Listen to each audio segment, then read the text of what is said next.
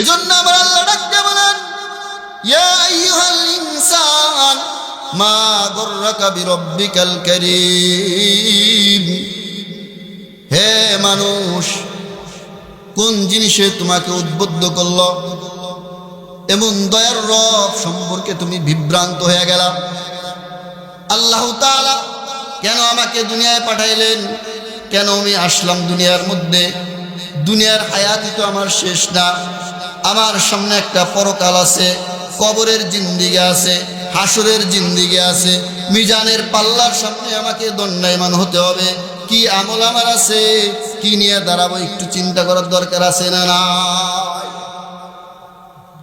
হেলায় খেলায় আমি দুনিয়ার জিন্দিগি শেষ করে দিলাম, অথচ আমার সামনে ভয়ানক ভয়ানক কিছু জায়গা আছে। কবর বড় ভয়ানক। এজন্য উসমান রাদিয়াল্লাহু তাআলা আনহু যখনই কোনো কবরের সামনে যাইতেন, কবরের সামনে যায়া তিনি কান্নাকাটি করতেন। কান্না করতে করতে দাড়ি ভিজায় ফেলাইতেন।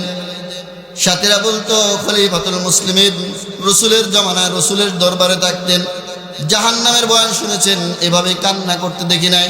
কবর দেখে কেন এত কান্না করেন? খলিফাতুল মুসলিমিন উসমান রাদিয়াল্লাহু তাআলা আনহু বলেন, কবর হলো পরকালের প্রথম ঘাঁটি। এই কবরের মধ্যে যদি কেউ, এখানে যদি কেউ মুক্তির ব্যবস্থা হয়ে যায়, এখানে যদি কেউ মুক্তি পেয়ে যায়, বাকি সব ঘাঁটিগুলো তার জন্য আসান হয়ে যাবে। এখানে যদি কেউ ধরা খেয়ে যায়, বাকি সব ঘাঁটিতে ধরা খাইতে হবে। পরকালের ঘাঁটিগুলো খুব কঠিন হবে।